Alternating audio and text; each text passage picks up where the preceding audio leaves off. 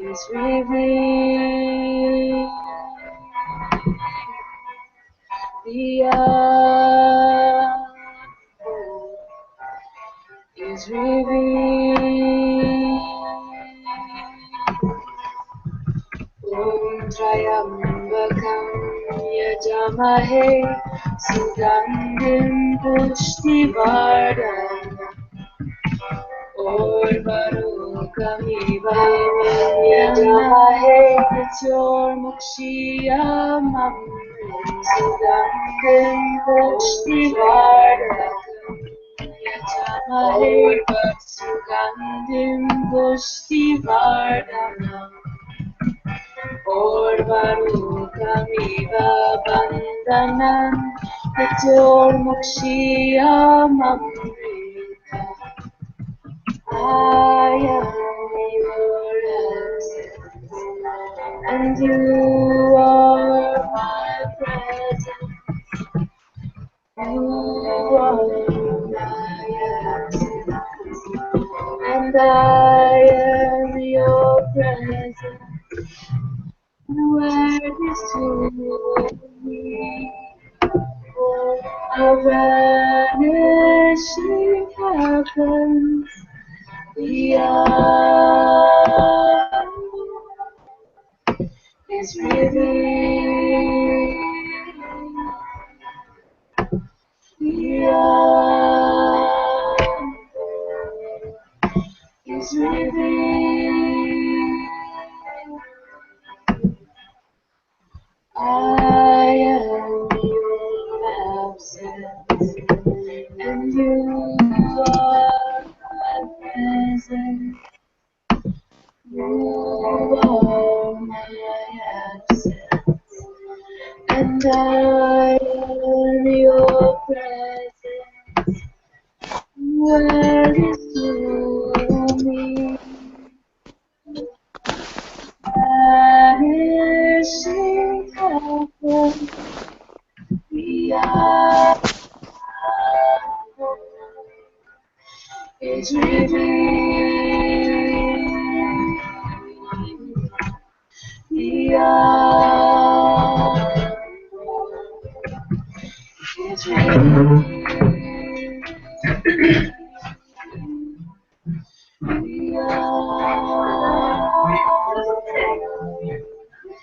It's revealed.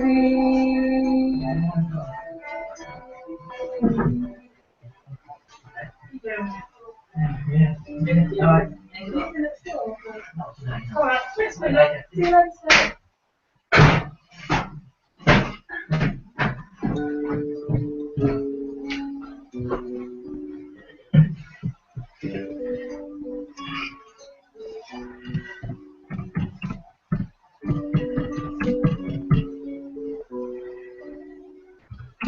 Give nothing left, do nothing left. Take me away until only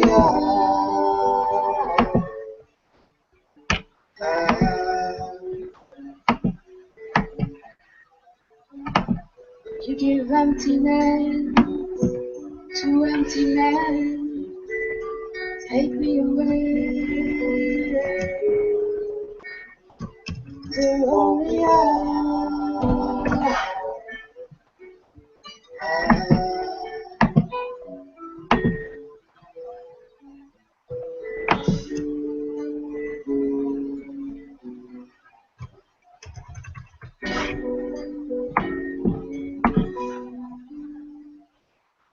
away, rising is ocean. For desire is empty.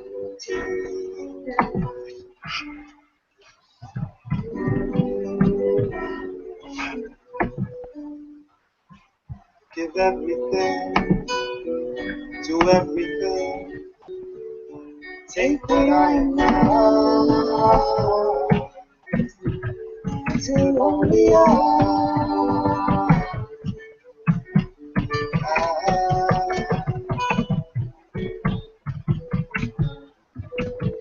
nothingness, to nothingness.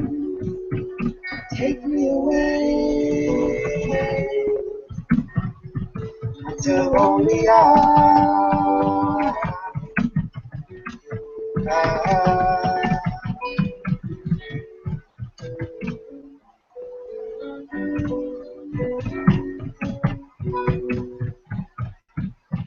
it's eternal moment. There are no desires, just keep quiet. See what you realize. Your way rises with its ocean. For desire moves, there is emptiness.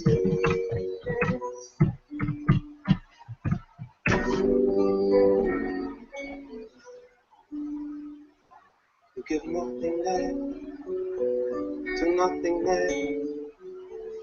Take me away until only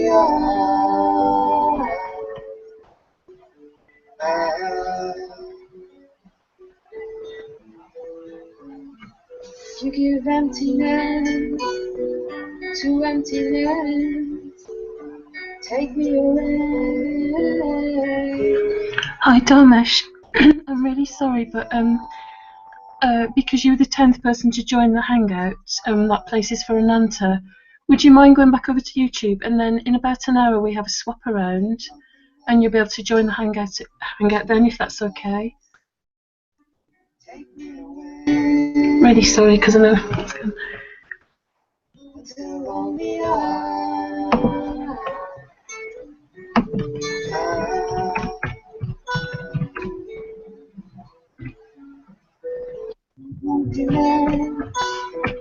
To emptiness, take me away until only Hi, Aparna. Can you hear me? You're the 10th one to join the Hangout today, so would you mind going over to YouTube for a little bit? And you can come back in at the swap over.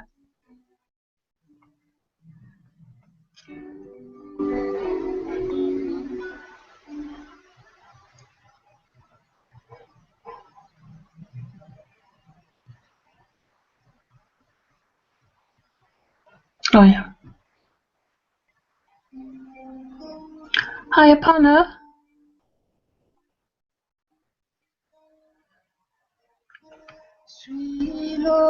Hi, Aparna. I don't know if you can hear me, but if you can, could you go over to YouTube for the first hour of Satsang? Because you're the 10th one to join and we're waiting for Ananta. Thank you.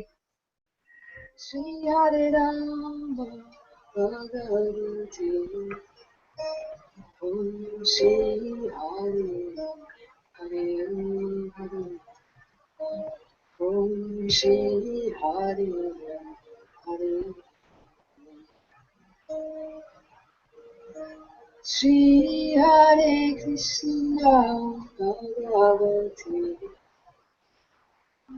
Shri Sita Bhagavati Shri Lord Christ Bhagavati Om Shri Hare Hare Hare Om Shri Hare Hare Hare Shri Lord Shiva Bhagavati Shri Ma Durga Bhagavati Shri Hare Rama Bhagavati Om Shri Hare Hare Hare Om Shri Hare Hare Hare Shri Hare Krishna Bhagavate Shri Siddhartha Bhagavate Shri Lord Christ Bhagavate Om Shri Hare Hare Hare Om Shri Hare Hare Hare Shri Ramana Bhagavate Shri Punjaji Bhagavate Shri Mooji Bhagavate Om Shri Hare Hare Hare Om Shri Hare Hare Hare Shri Lord Shiva Bhagavate Om Shri Hare Hare Hare Om Shri Hare Hare Hare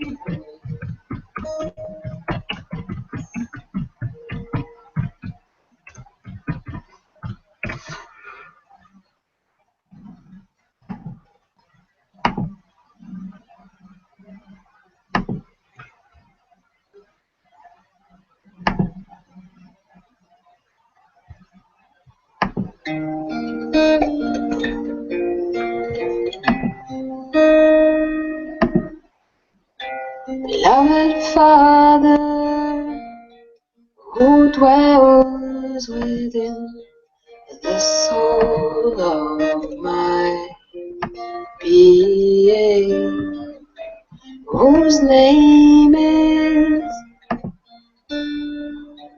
I am.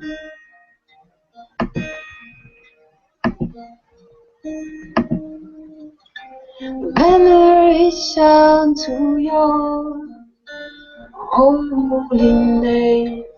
Thy kingdom is here, thy will prevails throughout the earth as it does in the heavenly realms of my soul. Beloved Father, who dwells within the soul of my being, whose name is I am.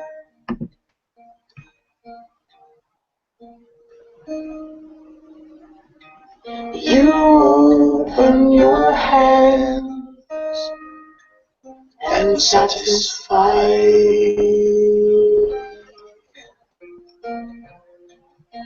the hunger of all living beings. You heal all hearts of sorrow until they turn. They show forgiveness to those whose minds are shrouded in ignorance of the self. Veneration to your holy name. Thy kingdom is here, thy will prevails throughout the earth as it does in the heavenly realms of my soul. Beloved Father, who dwells within the soul of my being, whose name is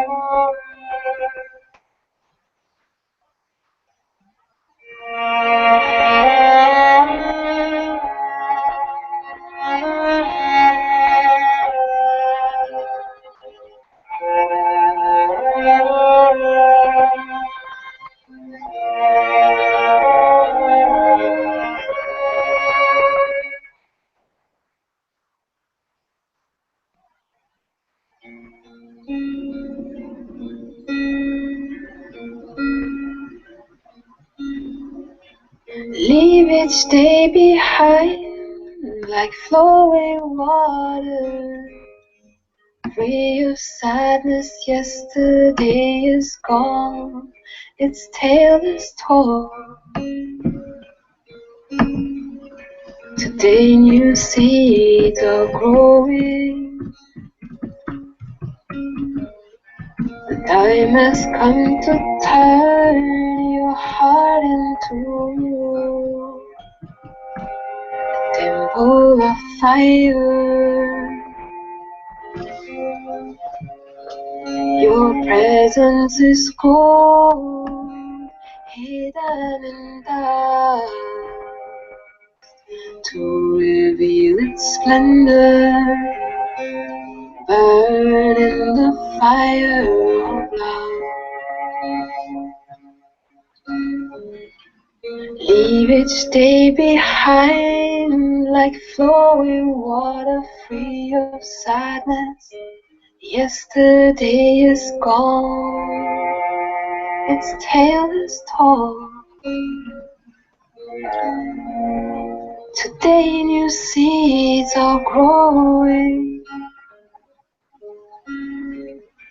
The time has come to turn your heart into a temple of fire.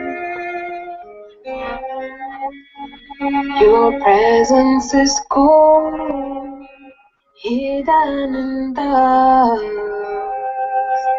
to reveal its splendor. Burn in the fire of love. The time has come to turn your heart into a temple of fire. Your presence is cold, hidden in dark, to reveal its splendor. Burn in the fire of love. Burn in this fire of love. Burn in the fire of love. Burn in this fire of love.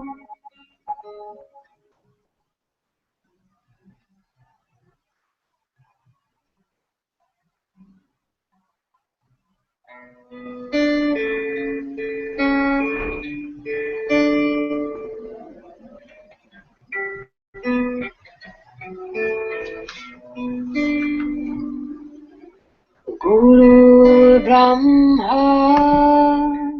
Guru Vishnu, Guru Deva Maheshwara, Guru Sakshat Param Brahma.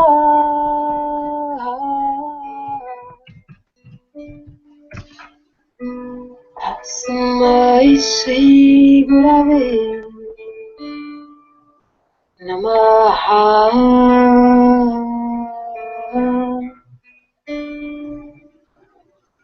Tasmai Shri Gurave Namaha.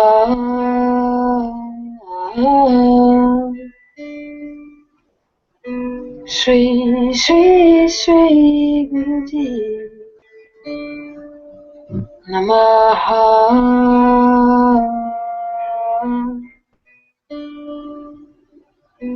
Shri Shri Shri Mooji Namaha.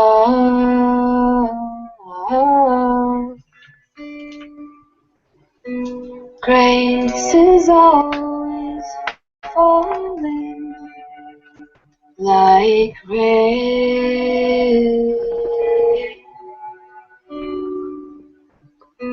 Grace is always falling.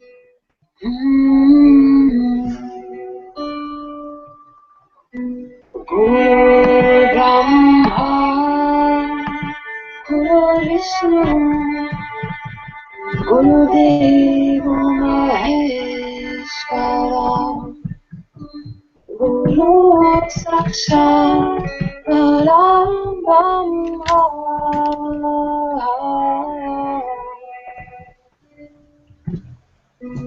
Tasmai Shri Gurave Hi, Jessica. Hello. Really? Good afternoon. I'm really sorry, but you've jumped into the 10th place in the hangout. We're just waiting for Ananta to join us. I wonder if you could leave the hangout and go to YouTube, and then there's a space for Ananta. Okay, I will. But there Okay. is a swap around in an hour, and you can come back in. In our time? Yeah, I'll let you know on YouTube, and then you can just come back in then. Okay, thank you so much. I'm sorry for this. Okay, thank you. Thank you very much. Bye-bye. Bye. Grace is always falling.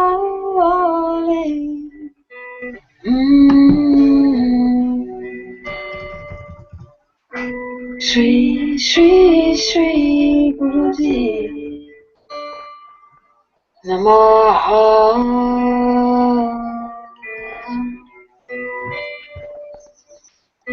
Shri Shri Shri Mooji Namaha.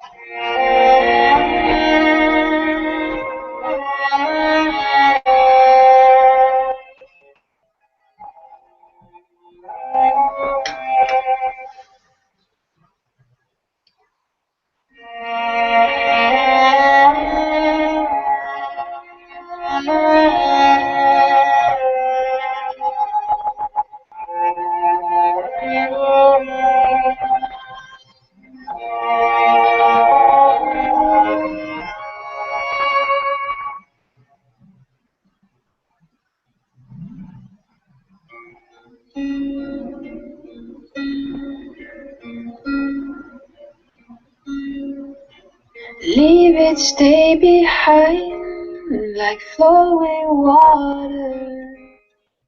Free of sadness, yesterday is gone, its tale is told. Today new seeds are growing. The time has come to turn your heart into a temple of fire. Your presence is cold, hidden in dark, to reveal its splendor. Burn in the fire of love. Leave each day behind like flowing water, free of sadness. Yesterday is gone, its tale is told. Today new seeds are growing. The time has come to turn your heart into a temple of fire. Your presence is cold, hidden in dark, to reveal its splendor. Burn in the fire of love. The time has come to turn your heart into a temple of fire. Your presence is cold, hidden in dark, to reveal its splendor, burn in the fire of love. Burn in this fire of love. Burn in the fire of love. Burn in this fire of love.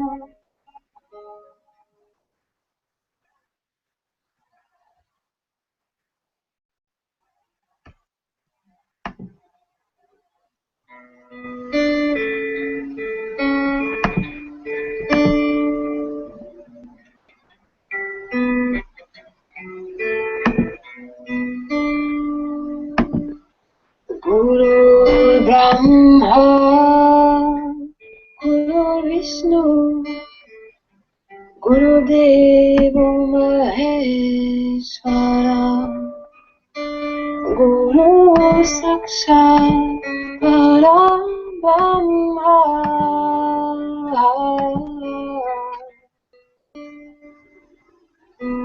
Tasmai Shri Gurave Namaha.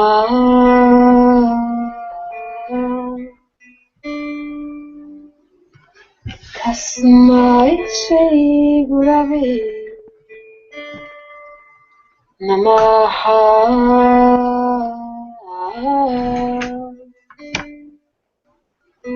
Shri Shri Shri Guruji Namaha.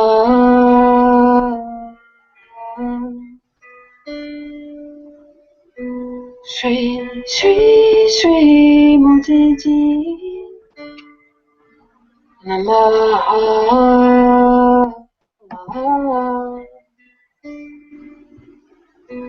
Grace is always falling like rain. Grace is always falling.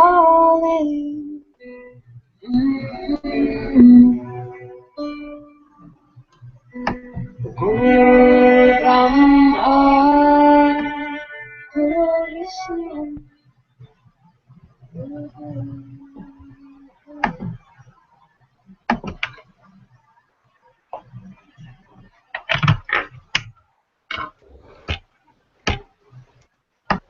Thank you, my dear.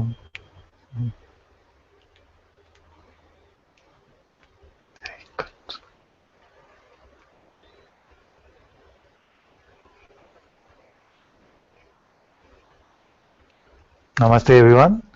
A very warm welcome to Satsang today. Sadguru Shri Mooji Ji ki Jai.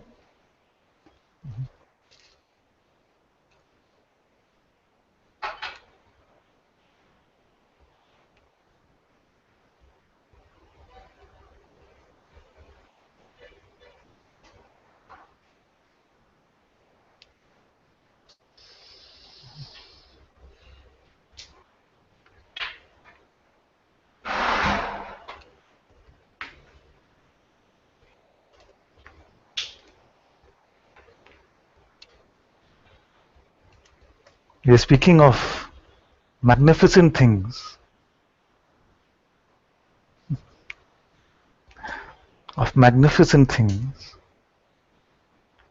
beyond many mental comprehension.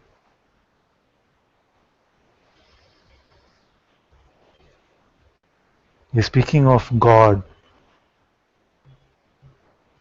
We are speaking of the universe. We are speaking of primal forces,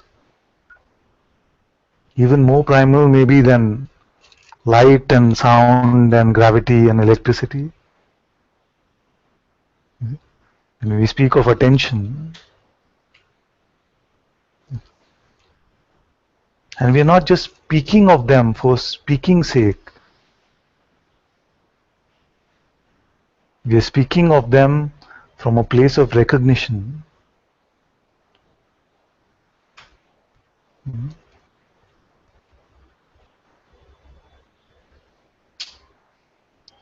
You are seeing God for yourself.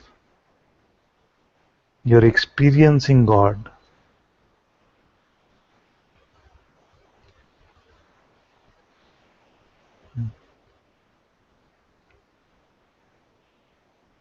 And all it takes is just for a little while, we let go of any idea we have about God.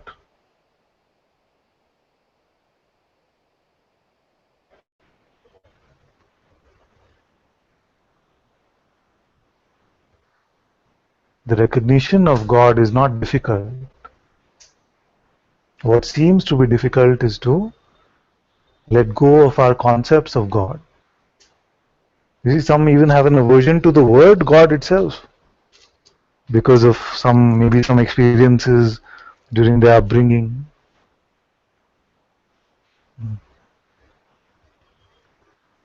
God has become mistaken to be an object of religion.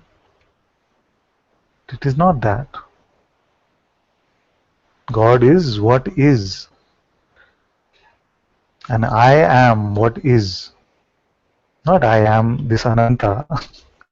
The I am, which is what you are, your own Atma, your own sense of existence. Nothing exists without you. Nothing exists without you. And this is our direct experience. All I am.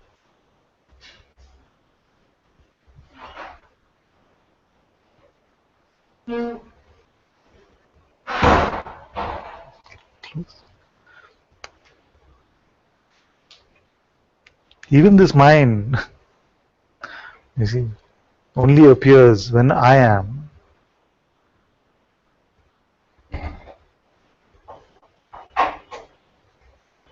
It is not our experience that anything exists without this sense of existence first.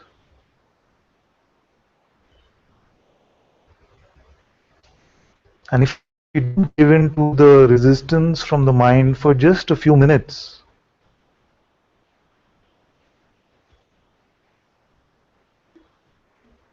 I can show you that all of this that is happening inside you. Nothing is happening outside of you. There is no outside.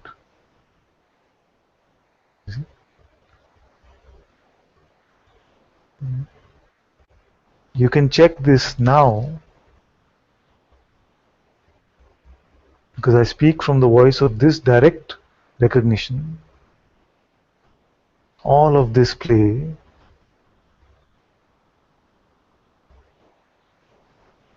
just happening in the light of my being.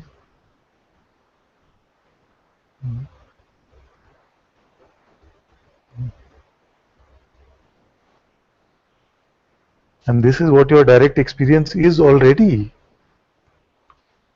But you are many times, especially if you're new to Satsang, giving more belief and attention to the paintings that your mind is painting for you, the imagination. We don't need to visualize anything.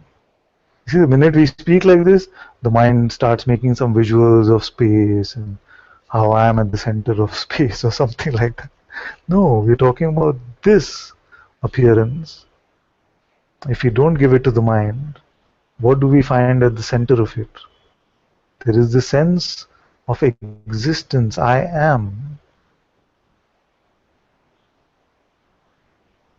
Your being.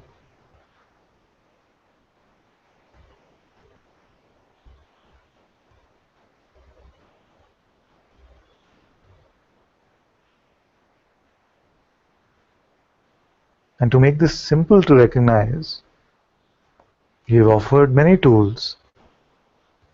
The simple question, can you stop being,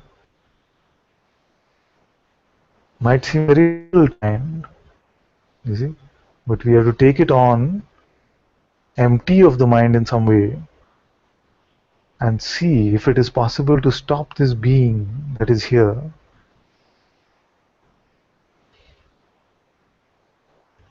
And you will quickly find that being is just being. From this perspective of the waking state, we cannot say start or stop of the being.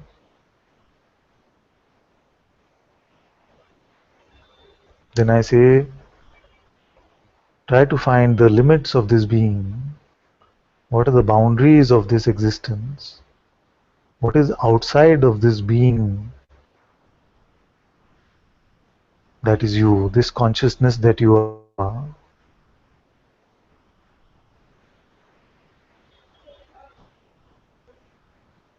I want you to taste your Atma, you see. Not just a word Atma, not just a word soul or something like that. I want it to be a living experience for you. And actually, already it is a living experience for you.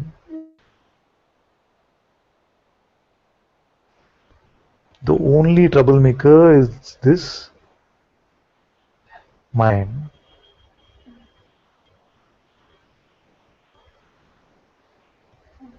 You exist. I am.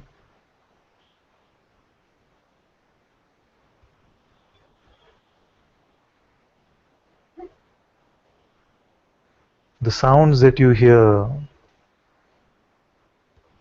the sensations that you feel,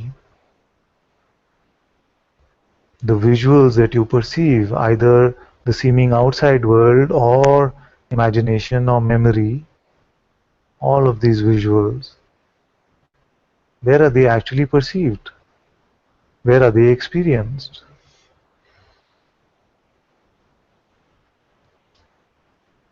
Can there be an experience outside of you?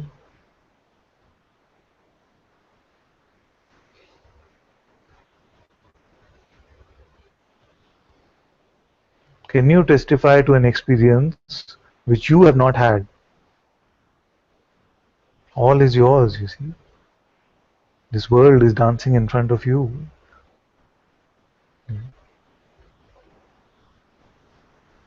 Now, unfortunately for the mind, there is no personal benefit in knowing any of this. It is not necessary that the knowledge of this will put more money in the bank, will improve our relationships, or improve the health of our body. You see? It is not necessary. And yet you will find that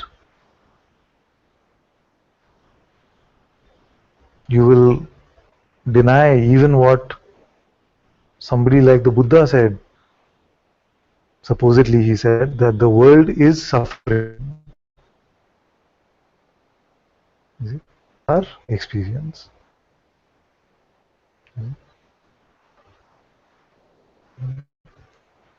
Just to know your own magnificence, to know your own enormity.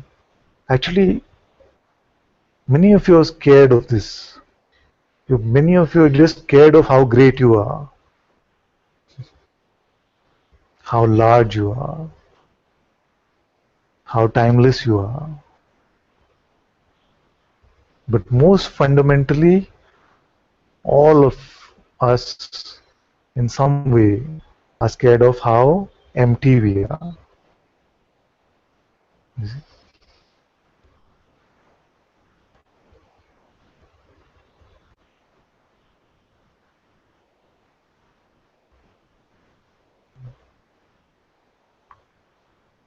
Therefore, when we see that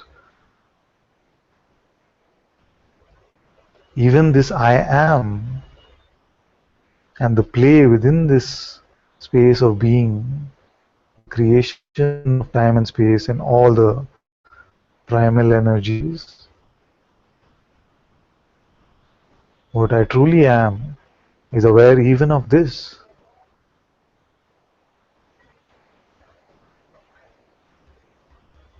What could I be now? Ask yourself really, what are you?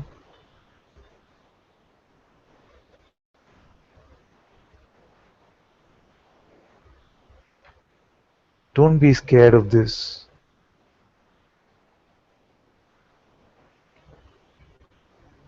Because it feels a little bit unsettling, don't be in a rush to go to some ideas or visuals. Stay with your pure observing, pure looking, untainted with mental contamination.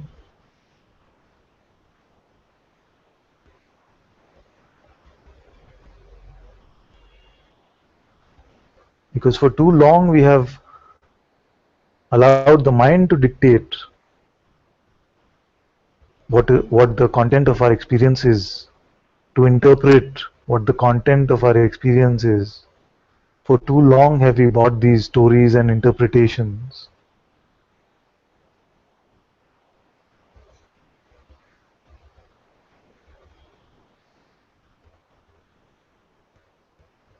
There is nobody here but God. And you are that within which God is born. Don't be scared of the enormity of these words. Don't be very quick to defend our littleness.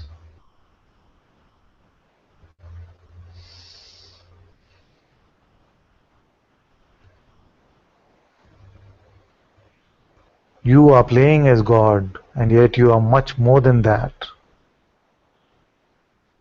And God is not suffering. Nothing can make God suffer, and you are that.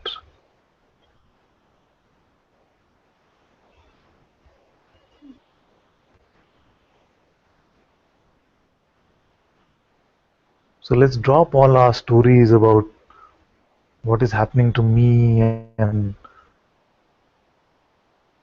how my life should be different. Because you are doing all of this. All of this is your play. It's all about you. There's a dream character sitting in front of you right now called Ananta, and you're pretending as if you need to hear these words to remember who you are. All of this is your play.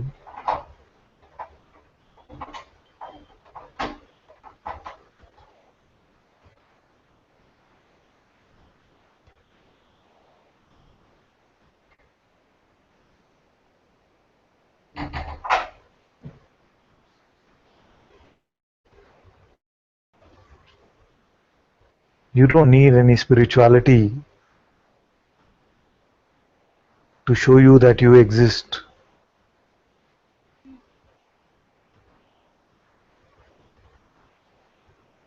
You are the only one that exists, actually.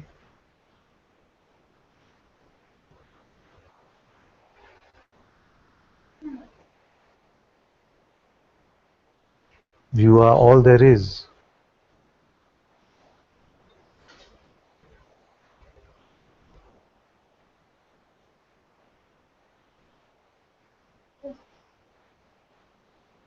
You see? Another very popular misunderstanding in Advaita, you see, is that, and somebody was saying in the Sangha also the other day, that she got Advaita policed because she said I or you or something like that. Please, it's just,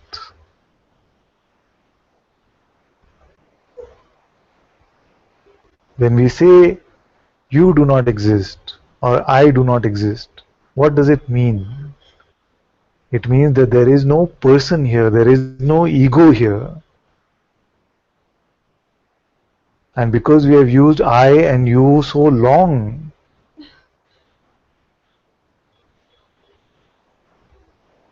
for this sense of separation, this ego, we have used I to say I don't exist or you to say you don't exist.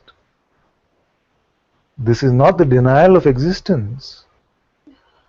You do exist. Only you exist, but not personally. Only I exist, because I and you are one, but not personally.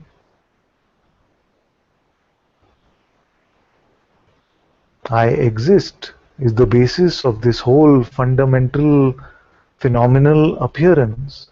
I exist is the basis of this universe.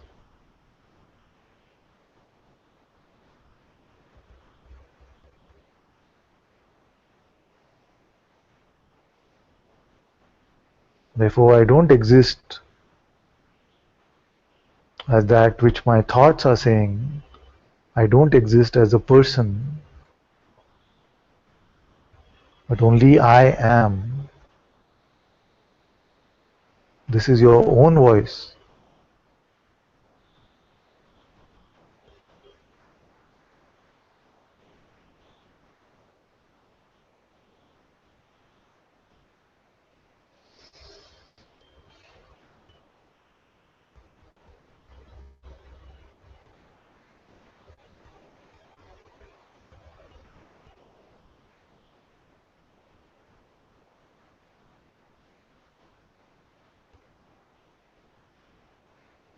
What I'm going to say next, don't try and understand it. Just let the words do whatever they have to do.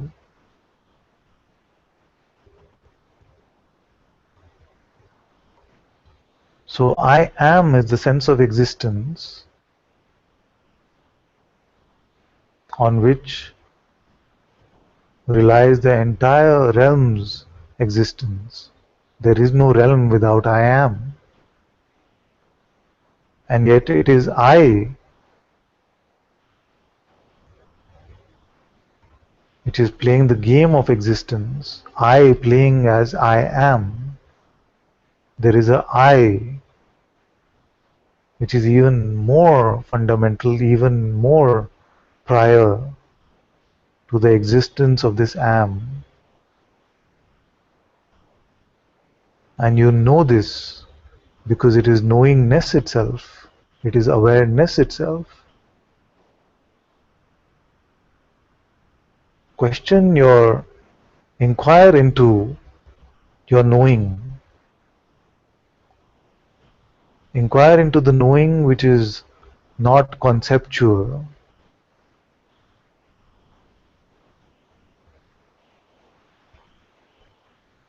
Because it is so primal to us, our reality.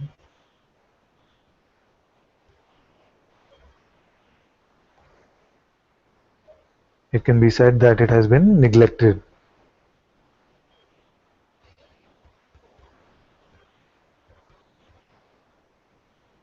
To say anything at all from direct experience requires there to be this awareness of it or a knowingness of it. To say that I am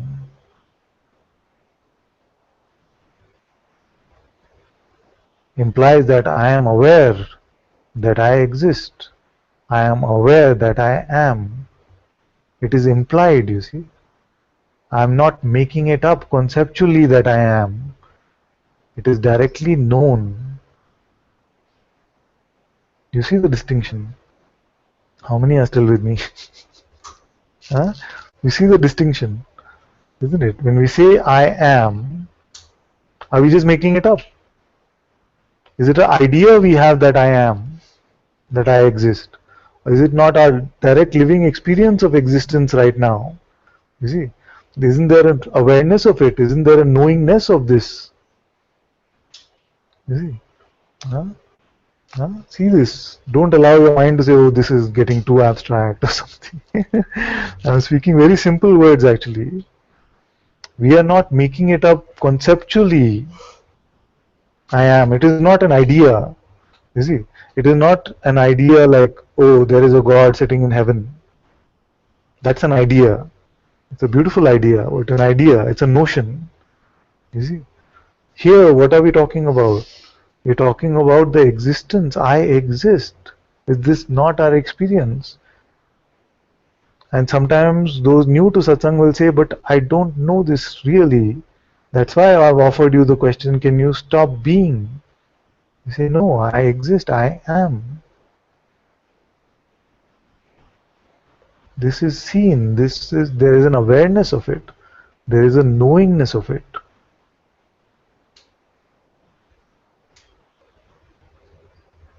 It is direct experience. It is direct, pure observation, not an idea of something.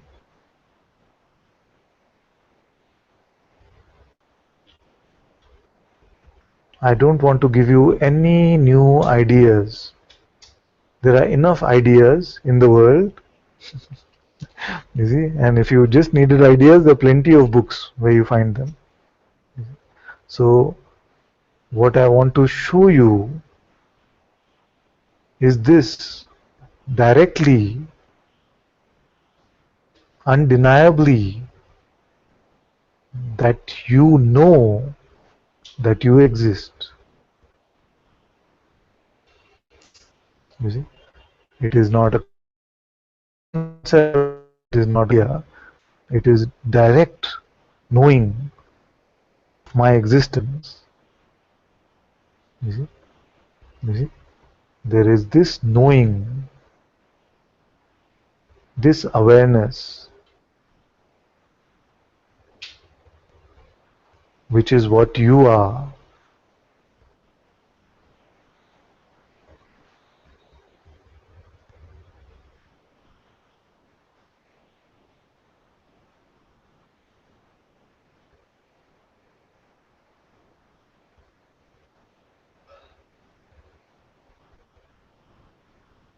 You are aware now.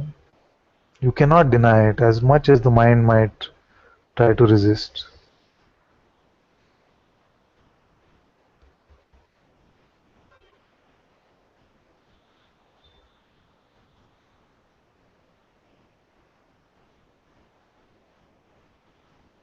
Actively inquire a little bit and see, are you aware now?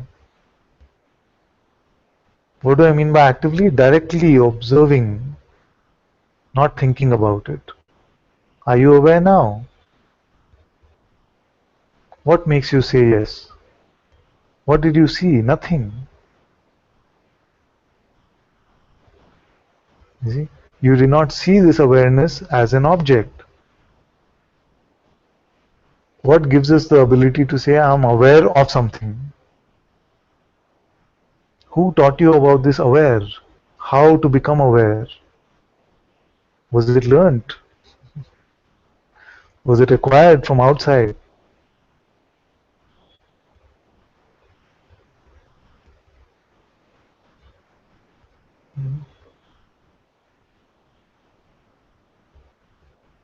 Can we look without interpreting, without proclamations, without notions, without any jargon? Just look at what is happening.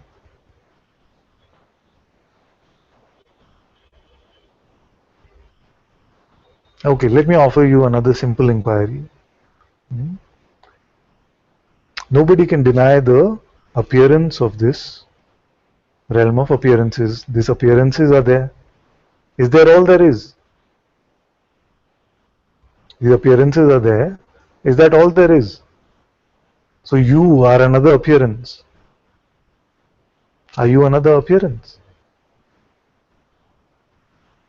You see?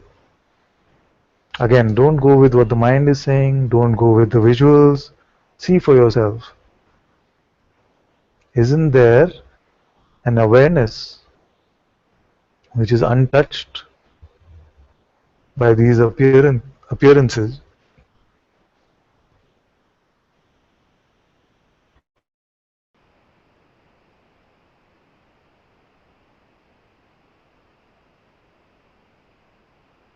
Separate from anything at all.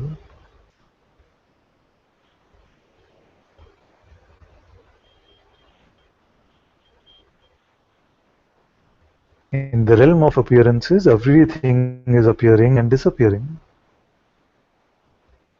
That which appears and disappears is phenomenal. All that is phenomenal in India is called Maya. That which can come and go, that which comes and goes is Maya. Are you an object within this Maya?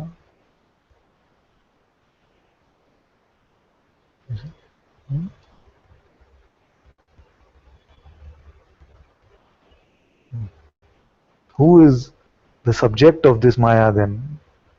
Who is aware of this play of coming and going if you yourself are a mere object which comes and goes?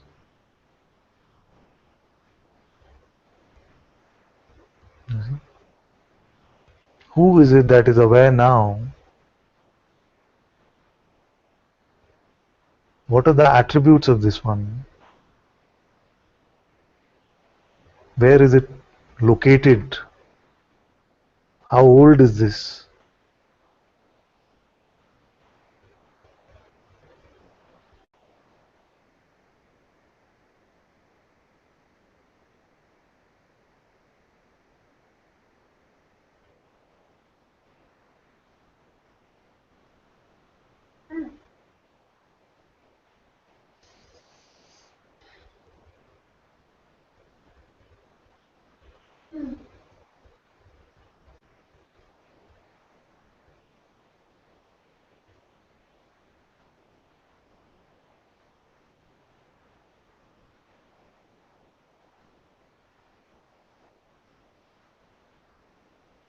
Some like to say that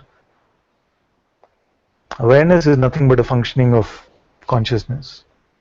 You see? Then who knows about sleep? You see? They say, oh, but there is nothing in sleep. But who is aware of that? How is it known that there is something called sleep state? Is it just a made up idea? Is there only a notion of sleep? Why is it such a popular notion then? If we did not have the direct experience of waking up, how did this notion become popular?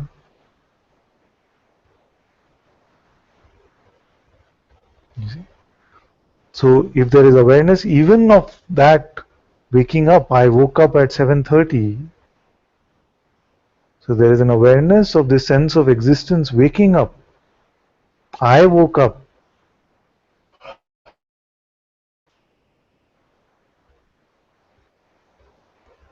Who saw the contrast between sleep and waking up? Who saw that the paper changed from black to multicolored? There must be an observing, isn't it? You see? Otherwise, would it not just be that suddenly it was 11 p.m. and now it's 7:30 a.m.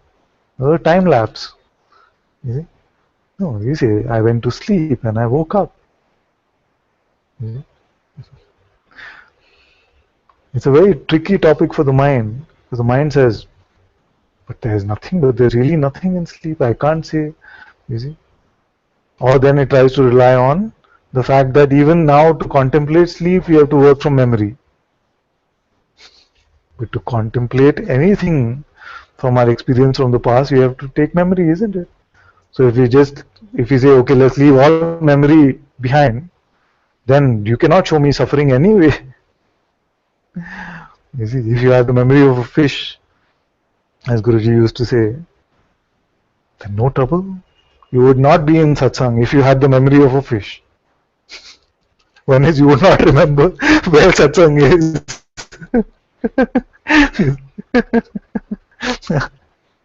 You see, but you know what I mean.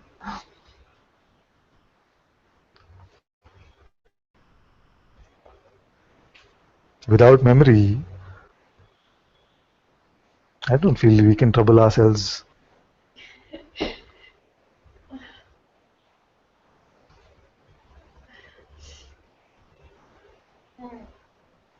There are fundamentally only 4 ways in which we trouble ourselves. I keep saying this over and over, but it's important to understand this. One, relationships. Number one way, number one invention for self trouble is relationships. It's not just that; it's more than that. But let's for this example say that relationships. Second, security, money, work, employment, all this stuff, money in the bank. You see, this is the second. State of the body, health of the body, how the body is feeling, looking, all these body related stuff. You see? And fourth is our own search for meaning, search for freedom, whatever we like to call it, the seeker identity. You see? These are the main 4 ways. All our lives have been mostly around these 4 variables, moving around different values, different points of time, and us trying to juggle these 4 balls, you see, efficiently. You see? These are the 4 causes of suffering. We are not complicated. It's just that different variables take on different values at some point of time, and it feels like, oh, my life is so complicated or messed up or something like this. That's all that is happening. And all of these belong to who? Whose relationship? Who is concerned about money in the bank? Who is the owner of this body that is so concerned? My body is like this. And who is looking for freedom? Before we can give solutions or try to find solutions to any of these 4 perennial problems, wouldn't it be wise to first ask, so whose problems are they? You see? So that presume. Whose problems they are, that we presume. Yes, it is Ananta, or it's David, or whatever. You see? Yes. And who is this one? Maybe the body. The body cares about money in the bank? Not really. Is the body even right now saying, oh, I'm putting on weight? Not really. Is the body concerned about the fight with the neighbor? Not really. Who is this one that deals in all these 4 things?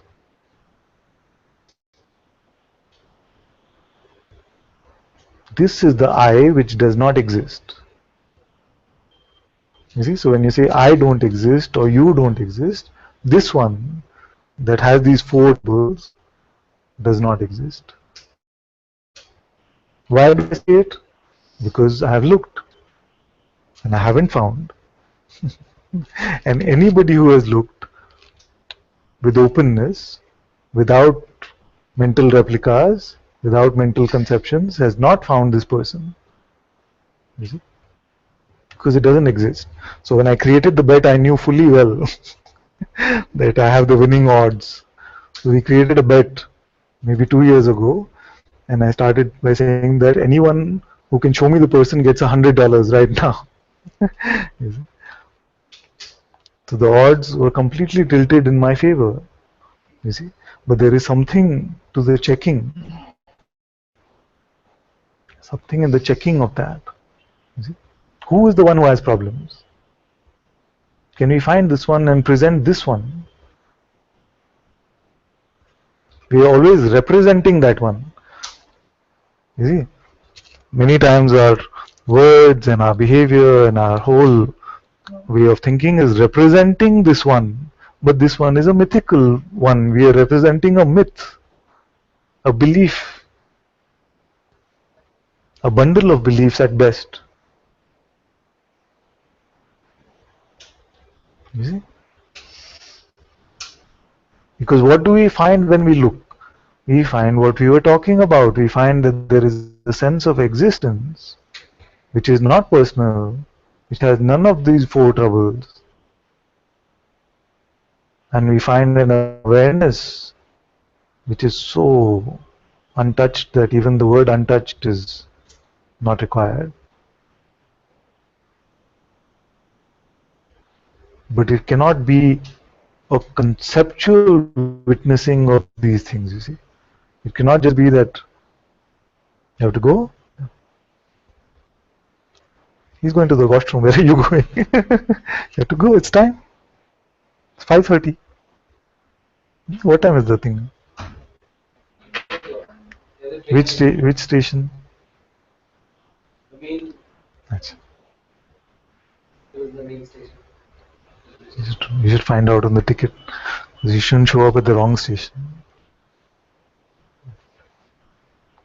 But 8 o'clock is plenty of time. You want to go somewhere else before that? Traffic.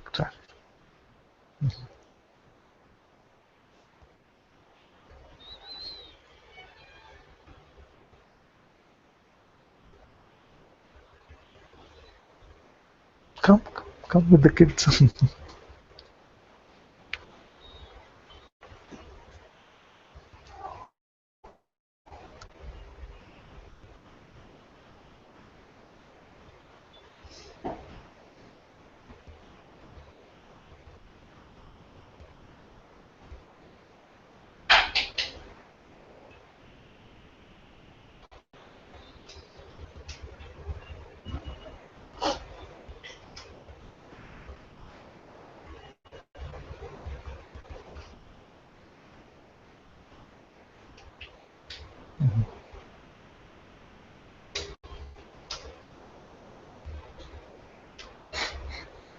All of you.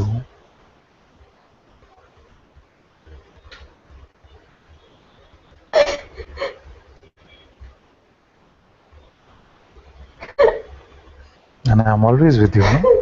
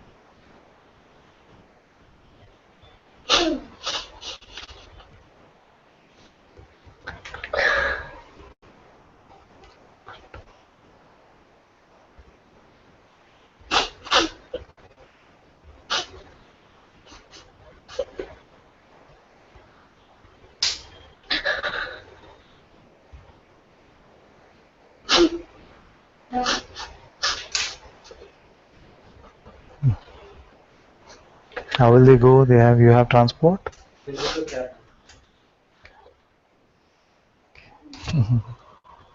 Bye bye.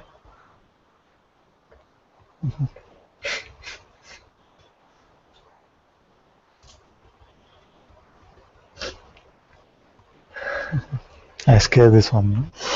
She's scared of me?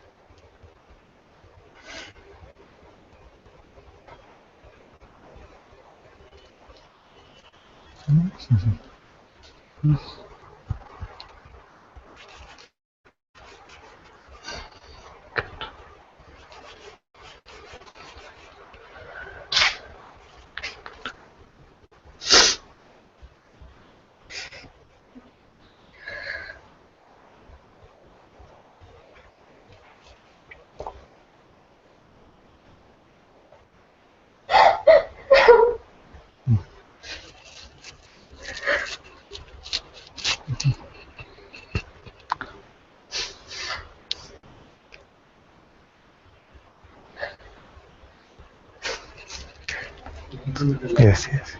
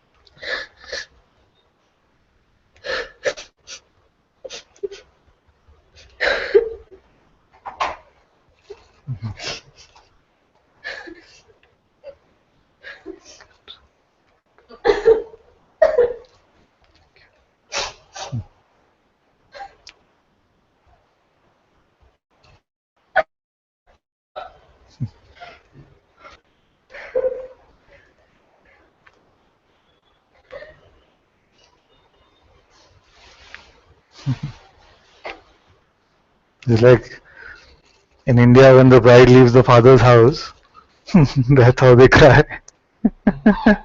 No, this. No. It will get you married here. Ramba won't cry. Where is she? Oh, have I got her in trouble? No, she's okay. She's never in trouble.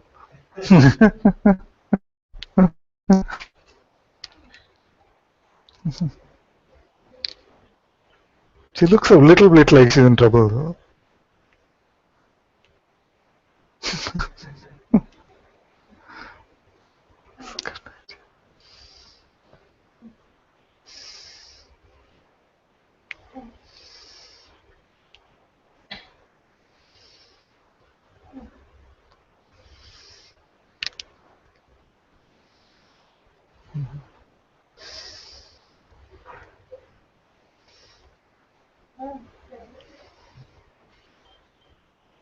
So all these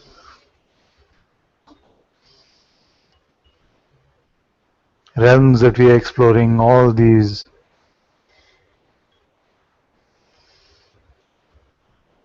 forces of attention and belief, the sense of existence, awareness itself, the self,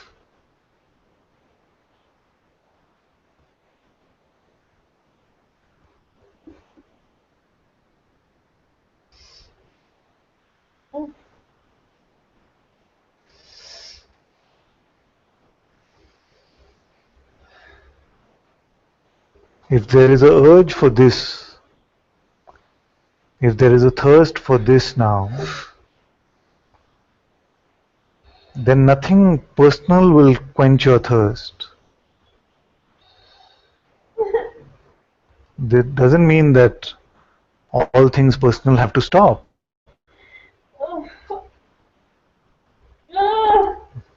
They can continue.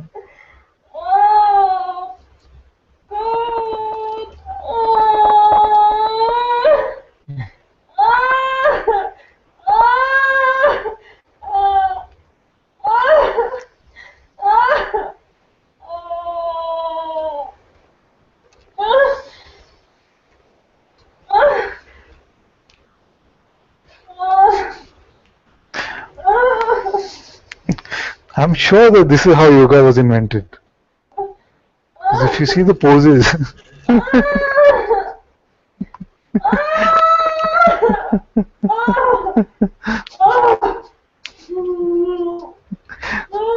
yoga must have been invented in some satsang thousands of years ago. Look at that. I would not be able to do it even after 10 years of practice. I don't want to show on the broadcast without permission, but that is quite a pose.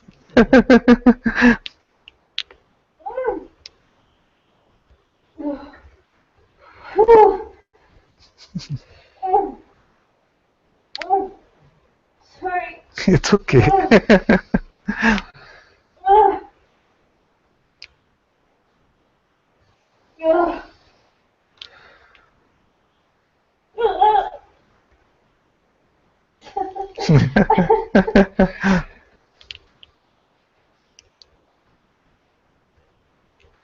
You see? So what happens is that maybe I can speak about it for a minute or two. We speak of conditioning, which we usually talk about as a collection of beliefs. But actually conditioning is also a seeming collection of energetic forces which either have been repressed in the past or something which has been pushed away. You see? And in satsang, not only is the conditioning of past concepts getting released, but also the conditioning of that which has been suppressed, or those feelings which have bothered us in the past.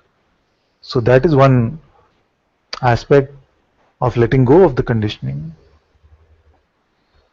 Now another energetic aspect which seems to come across sometimes is the energy flow, which is not this negativity which is getting released or negative seeming emotions which are getting released, but a more primal force, a more primal energy, you see, which I really don't want to talk much about anyway, because then it becomes an expectation for everyone. So it can be both that the release is happening and the appearance of these divine energies could be coming as well. They're just little bit to share with you if you're new to satsang that all of these are just normal appearances when in satsang.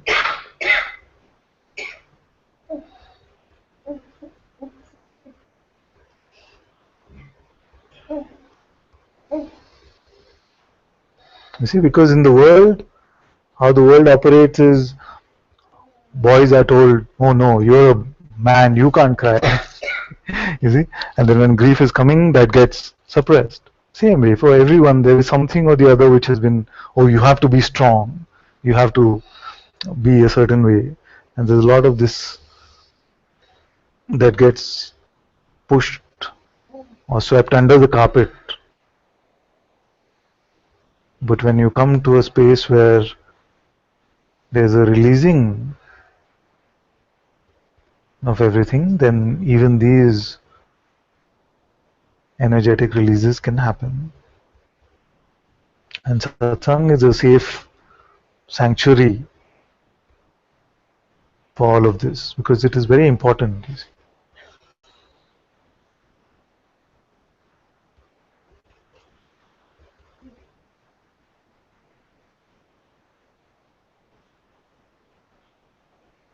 Actually, the words are just pointers, tools that we use for the recognition of who we are. But the recognition is not in the words. And along with the recognition comes the letting go of all that is false and falsely held up here in our notions and concepts, and also some things stored up in our energy field, so to speak.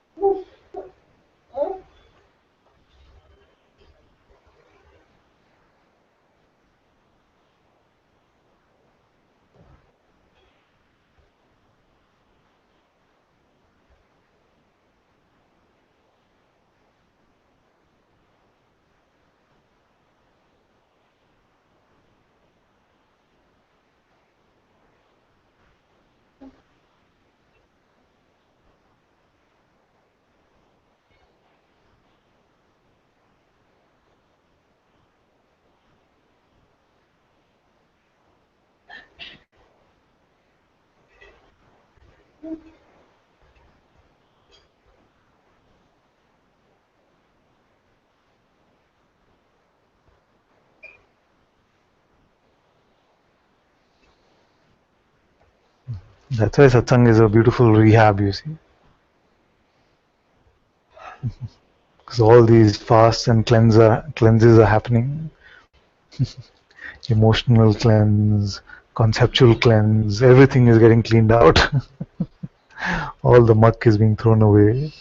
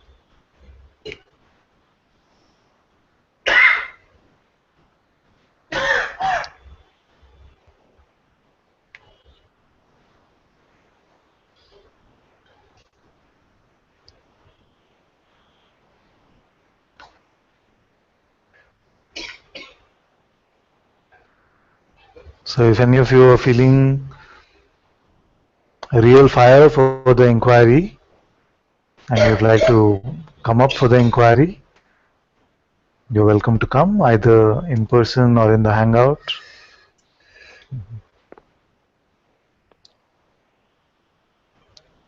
Namaste, Father. May I come in?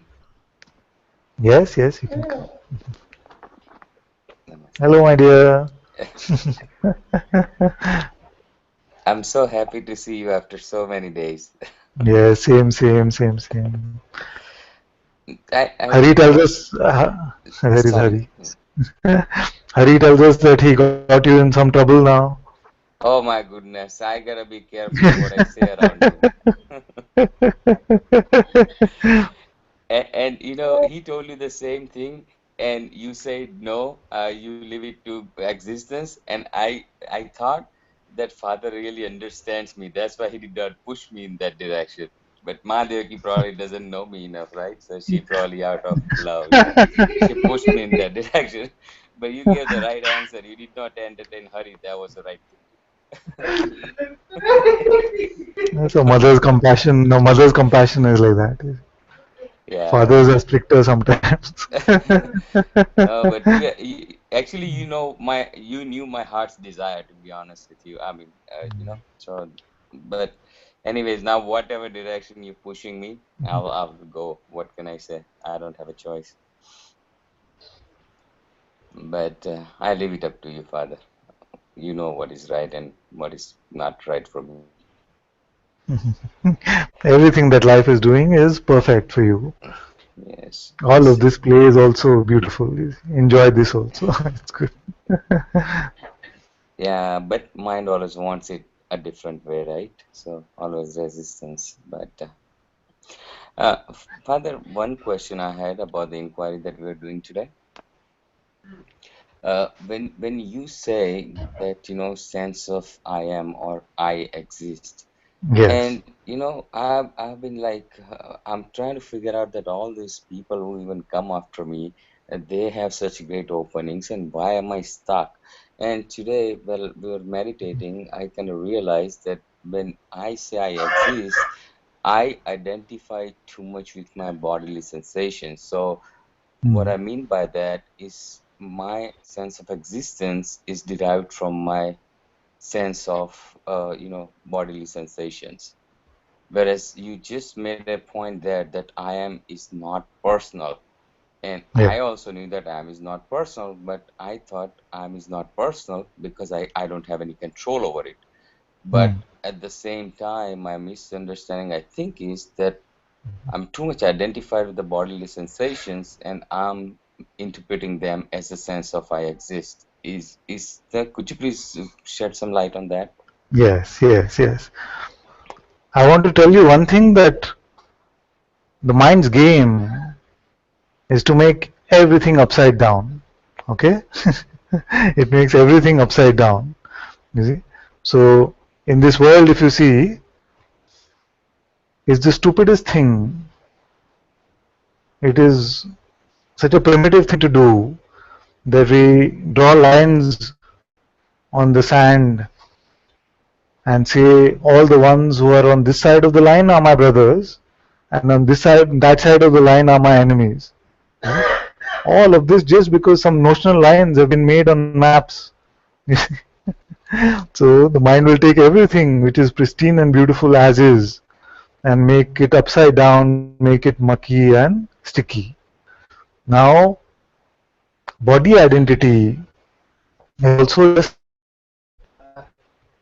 it can seem like I am experiencing, I am within the body, but actually you are experiencing the sensations of the body and the visuals of the body within this I am. And if you can check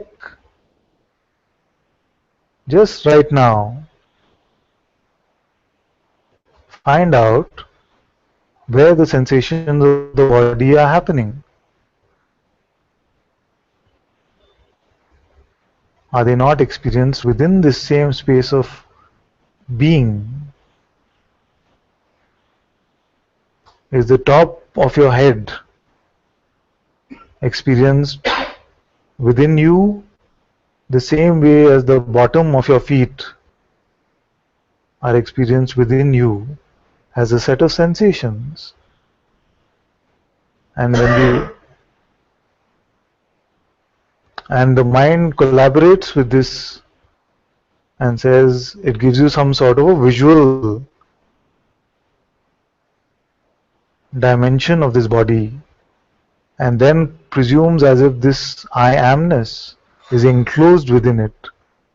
But actually, if you see for yourself, you will find that this sense I am, you cannot find a boundary to that. To the body you are finding boundary. Therefore that which has boundaries must be within the unbound, isn't it?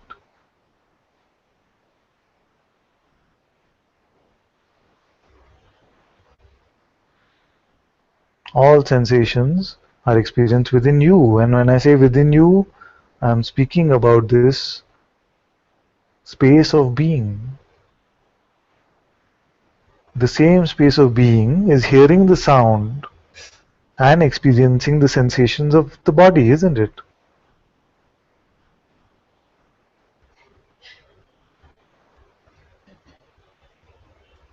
There is one space of experiencing.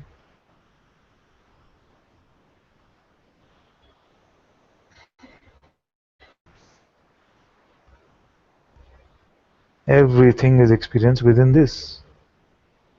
The sense of distance, space,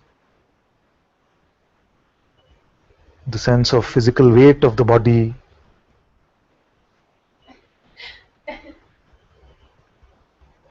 the sense of sensations and emotions, the images of imagination and memory, the images that our sight is bringing to us. Are they all reporting to different places? No, it is one space of experiencing where all of this is happening.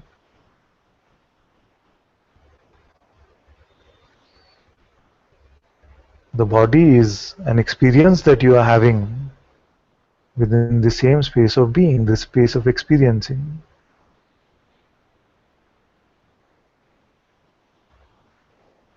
All phenomenal perceiving, phenomenal experiencing is happening within you.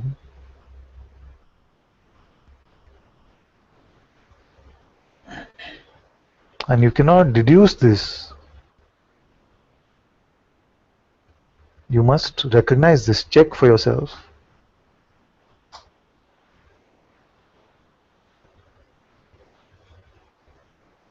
The same being that I point you to when I say, can you stop being now? You will find that this one is boundaryless, unlimited.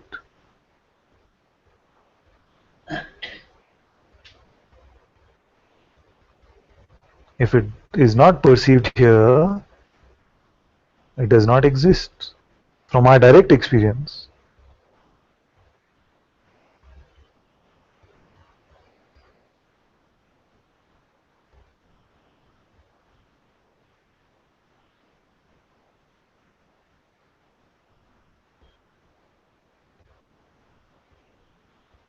can anyone say that I had an experience which was outside of my being?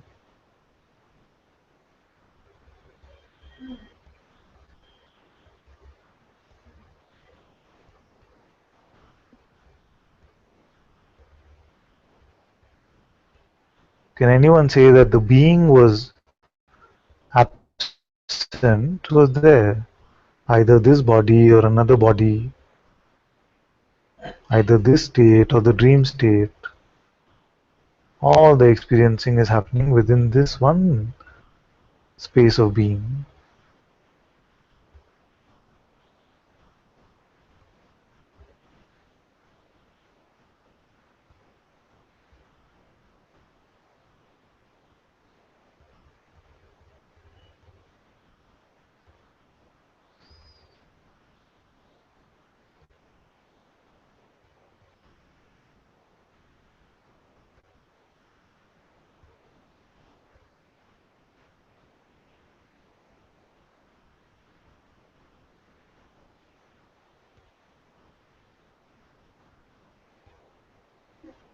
In this way, we see that there is this phenomenal oneness of all appearances are one. All appearances are my being. All experiences are God. That is why I said God is everywhere.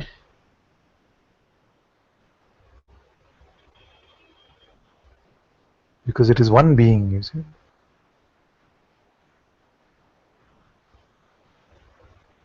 If this being was just within the body, then how would God be everywhere? What about the space within bodies? Where is that experienced? Within the same being.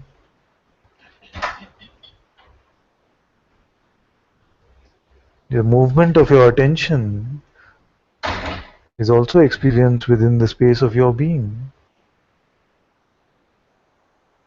That is why I can even say something like, with your eyes closed, see if you can bring your attention to the top of your head, and maybe even little more than the top of your head.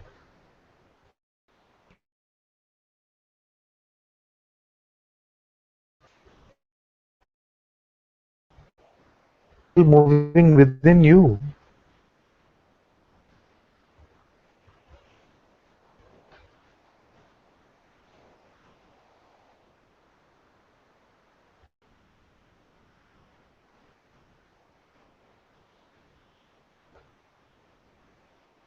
I can say bring your attention to the sounds which are happening at a distant place.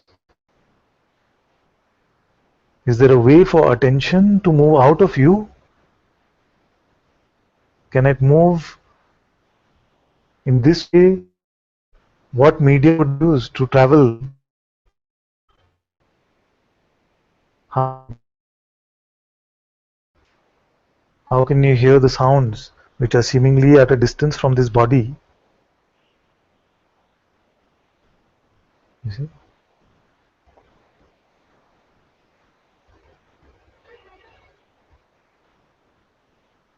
And only that which gets my attention seems to exist. That is why the sense of existence and attention are so strongly interlinked.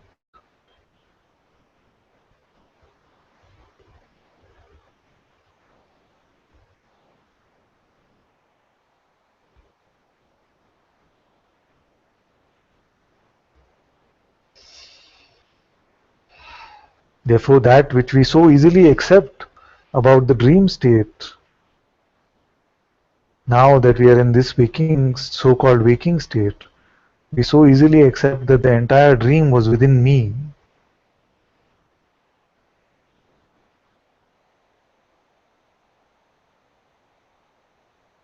Mind resistance to same waking state which is nothing but the dream state.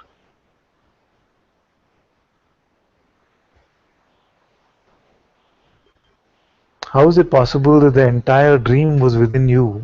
In which space was that? That space is different from this space.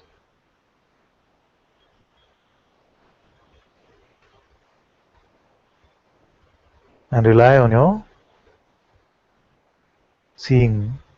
Now, see how your attention is just moving within you, yet it is getting you objects from outside the body.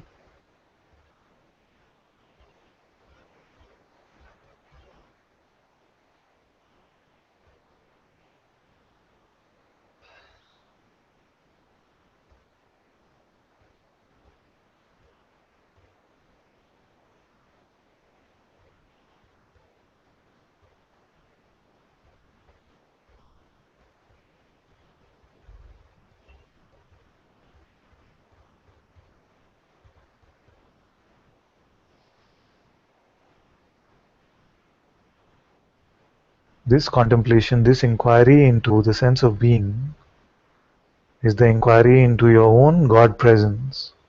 You are discovering yourself as God in this. You are discovering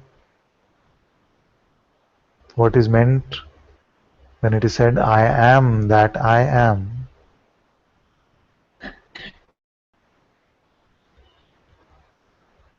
It is the same God which is everywhere, which is everything. Is this I am consciousness.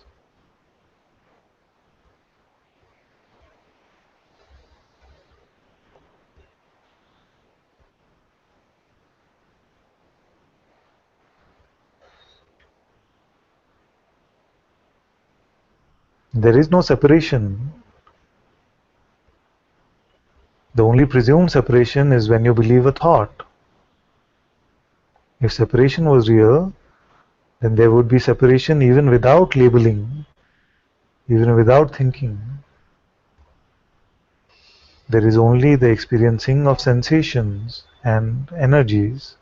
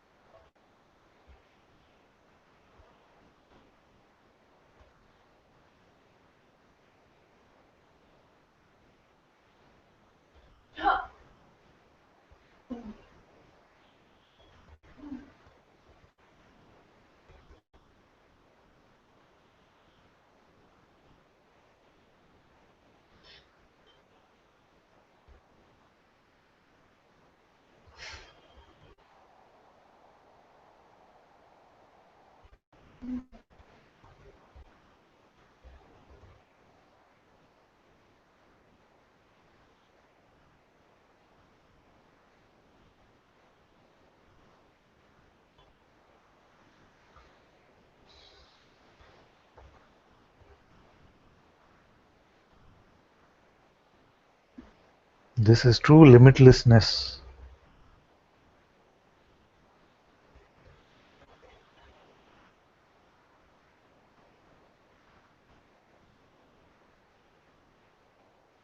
It is this limitlessness, timelessness, which the mind is trying to mimic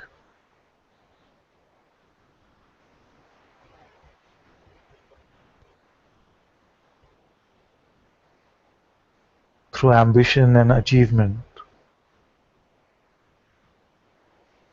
The mind is trying to mimic its father, which is limitless, through its version of these. But the mind is too restricted in its perspective to make us limitless or to recognize the limitlessness.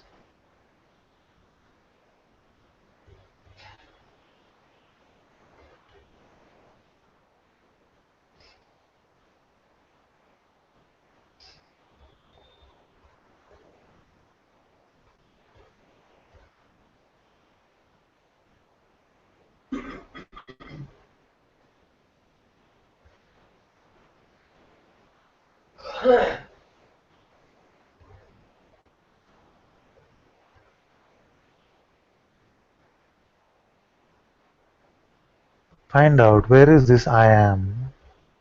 Where does it start and where does it end?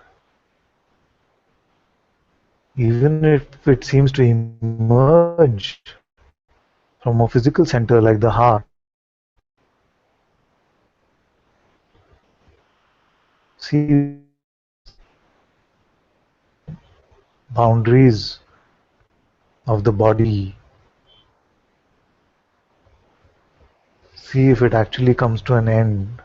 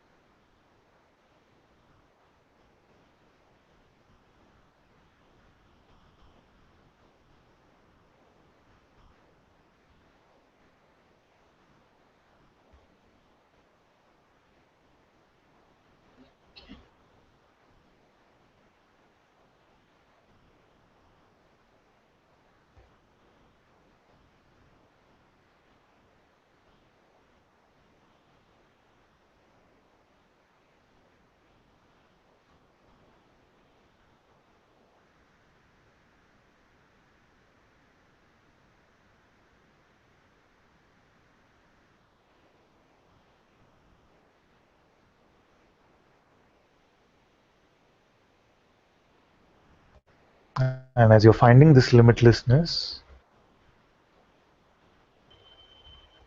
you will find that the quiverings within this, the small vibrations of suffering or grief,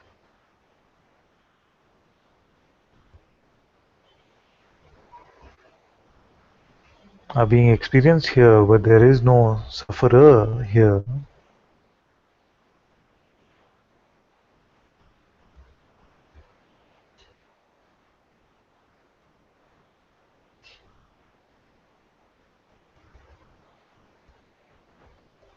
The sufferer is presumed, just like the doer is presumed, the thinker is presumed.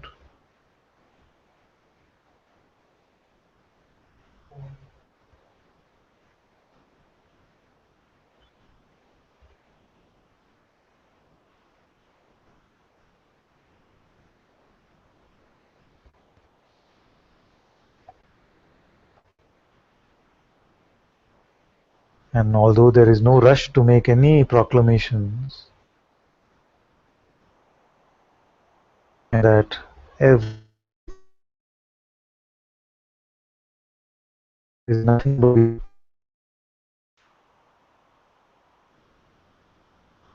on this ocean world consciousness, that is I, playing as I am.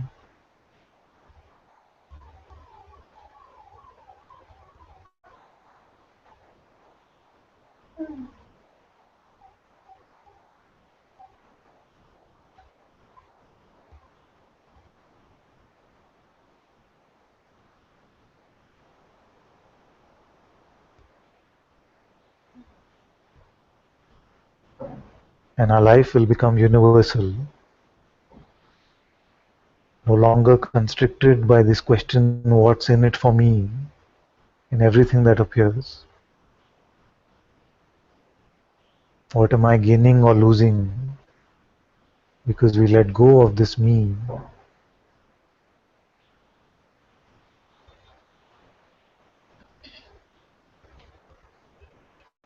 Once you see for yourself that you are everything, you cannot want anything.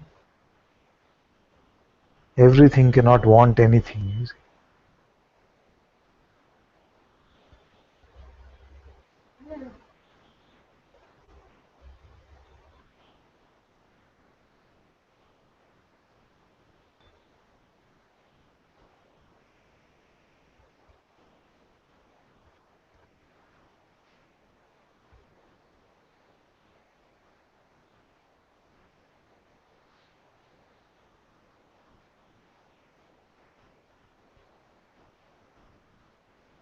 And once you see that you are everything,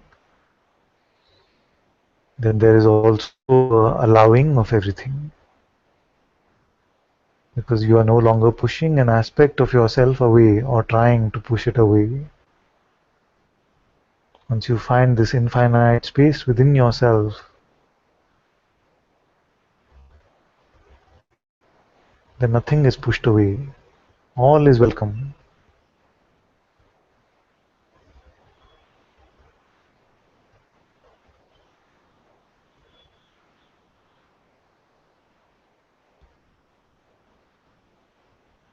And in this way we move away from this circle of desire and aversion, from what's in it for me and what do I avoid.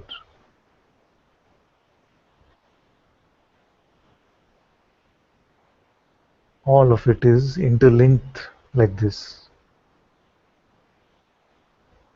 Only when I consider myself to be an object in the appearance can I say that I want another object. Once I see that I am this in which everything is coming and going, I am that which gives existence to existence.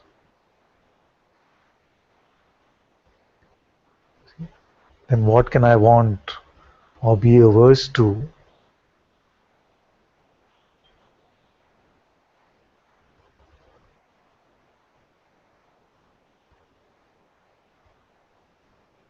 So then the master's pointing, hand over your existence to existence, takes on a different meaning, because now existence gets its existence from you.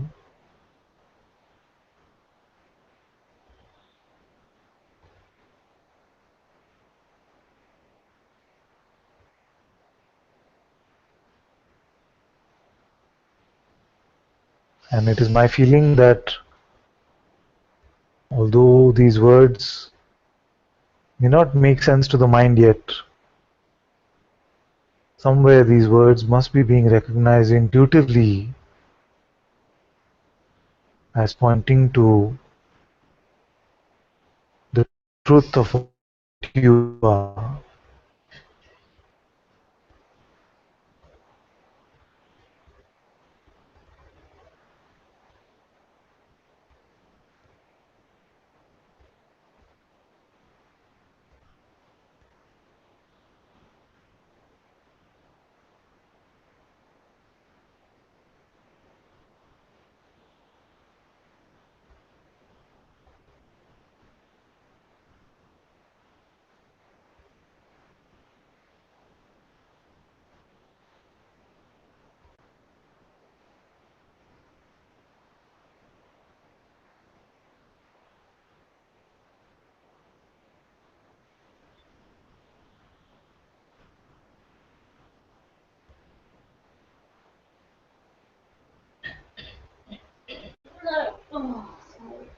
And even if all of this fails, even if all of this fails, and we feel like, because I felt like this for a few years actually, that I could not find the I am. You see, I felt like that for a few years. If all of this fails, we cannot fathom this being, then stick to the question, who is the I that cannot find even I am? It is enough. This will reveal everything to us.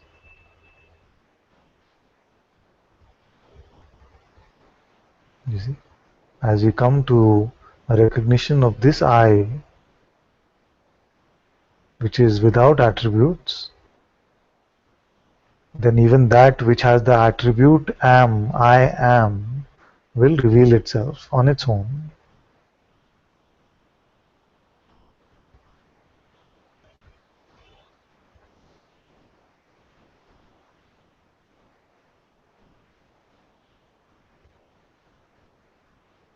So if it cannot be recognized, this space of being, this beingness, forget about it and ask yourself, who is it that can't find even this I am?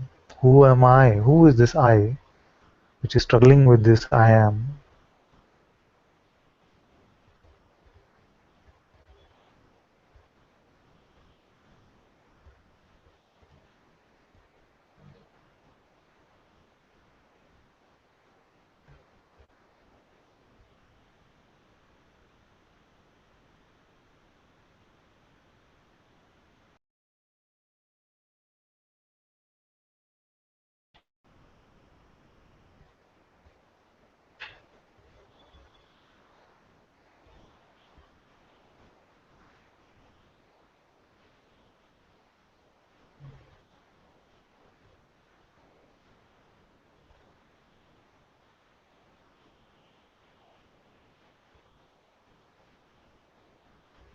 I'm reading on the chat, it says, I know that I am awareness, but how to realize it?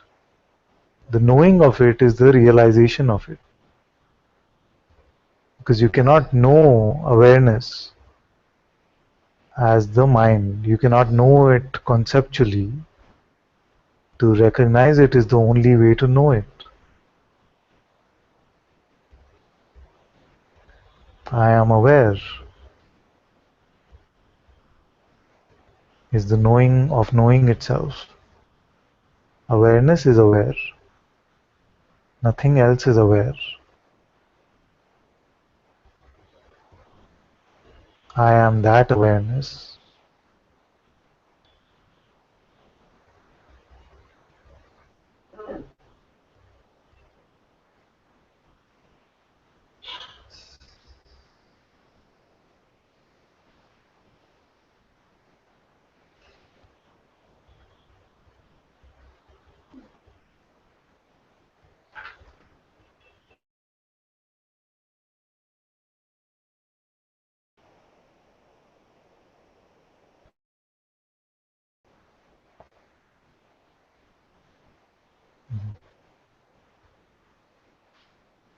Amba had said, my friend Grania would like to do an inquiry with you. She is nervous. She looks like she had a nice inquiry already. I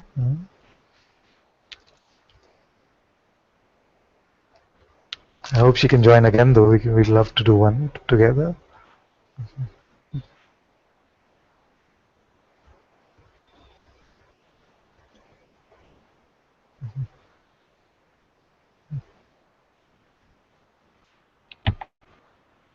Thank you.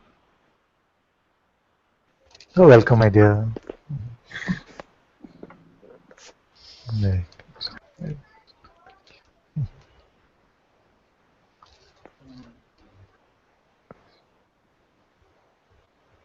good.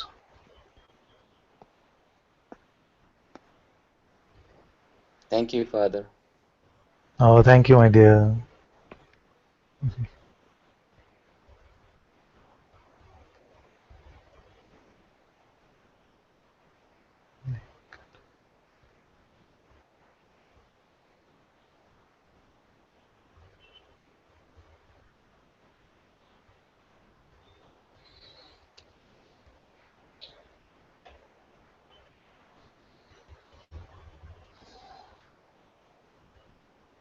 Thank you all so very much for being in Satsang today. Sadhguru Shri Mooji Ji ki Jai. Jai. Yay!